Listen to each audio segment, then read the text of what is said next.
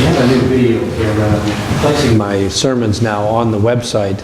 If you go to Worship and Sermon Archive, the weeks that you missed, Jim, I'll be hoping that you go online to get this. I know that it's important. I'm so excited to tune in. You'll probably go home right from now. You'll probably go home and want to hear it again. I know how that goes for you. But I'm actually just want to make sure that we understand the technology. So I'm doing it in both services. Anyway, so am I okay? The sound is okay? It's not too loud? Okay, good. I think I've got my mic on. Okay. Yeah. Okay, here we go. So, where do you find who you are? How do you find who you are? That's the question before us today in all of our readings, and I'll get to those in a moment. First, I want to tell you a little bit more about the DVD series that we're watching on Wednesday nights. And as I said last week, it's not too late to come and join us on Wednesday nights. It's an awesome experience. It's a great DVD series. They're following 5 individuals as they walk in the footsteps of those whose stories we hear this time of year. So the last week they went and they were on camels, and they slept in tents, and they were in a sandstorm, and they were walking in the path of the wise men. This week they went to Nazareth, and they walked and did some of the very things that our Lord and his family would have done. Some of the men followed the donkey around and plowed a very uneven field, and others squeezed the oil out of olives, and others made bread on the fire as Mary herself would have done. And the next day they went into the bazaar, into the marketplace in Nazareth. And they're just tourists at this time. They're looking around, and they're buying scarves, and they're looking at the trinkets, and they're looking at the shoes, and they're negotiating. And one woman reached down, among all these things was a little stack, and she reached down and grabbed a little mask, and it was like a mask that you would get, the cheapest mask that you would get at Halloween, you know, like a little Iron Man or a little Superman, you know, the kind that I'm talking about, very thin plastic, and the open eyes, and the painted face, and the little elastic thing behind. And she held it up, and it was a face of Santa Claus. And I thought, how horrible.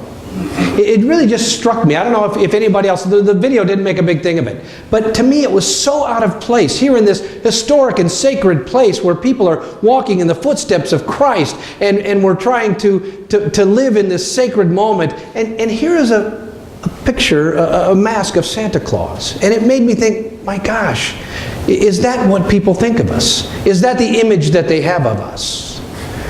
Other cultures. And you know, I thought, well, we own that, really, don't we? Because we have taken the story, and this is what we've made it. We have made it into this sort of replica of what it really is. And so the theme today for me was, is that who we really are? And is that who we really want to represent? In other words, how can we represent generosity and giving to a world if all they see is our greed?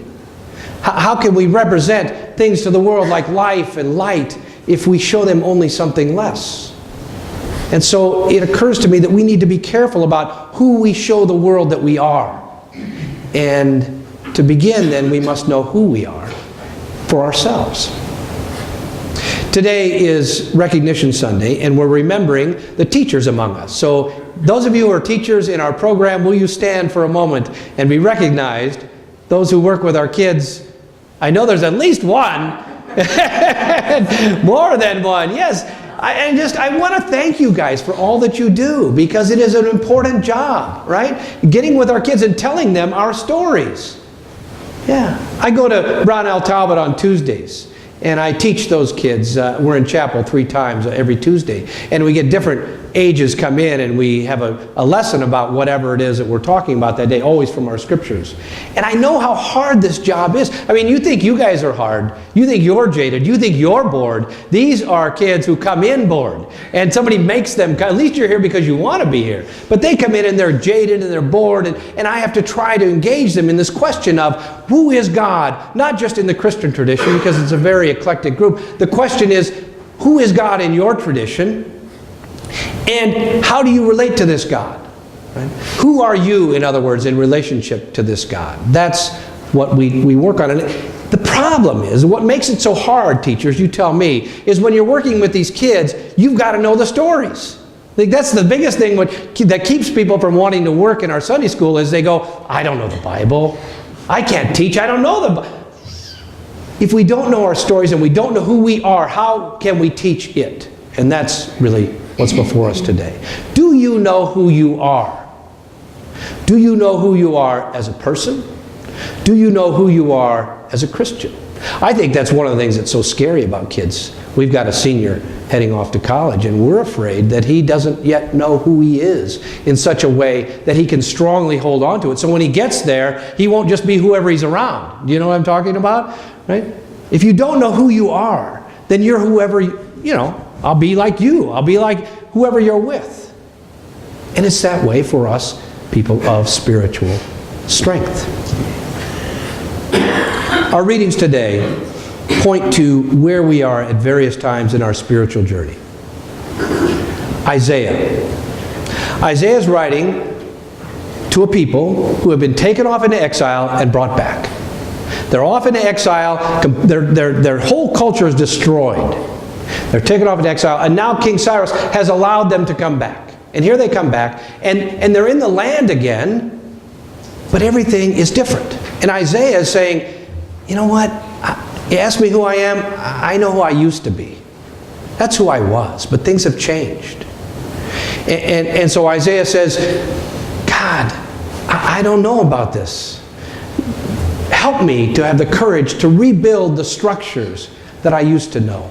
God is different for Isaiah and Isaiah's people. And God is saying, Isaiah is saying, I'm not sure about this, and questions God and challenges God, and ultimately decides that we must only trust God. And so the first place we can be as spiritual creatures on our journey is in this place of confusion. And if that's you today, just know you have historical precedents for that. It's not like once you get to one place, you're not there forever. It's like a circle. You can start in confusion and then go somewhere else and then end up back there. I don't know if your life is like that. Mine definitely is.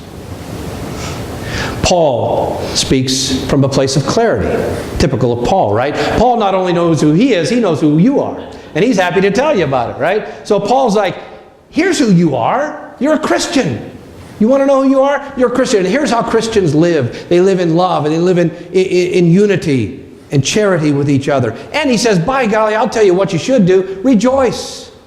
Be joyful, Christians. You have been given the greatest gift of all, salvation and the Spirit. Paul says, rejoice. Paul speaks from a place of clarity. And oftentimes in our spiritual journey, we will move to that place of clarity.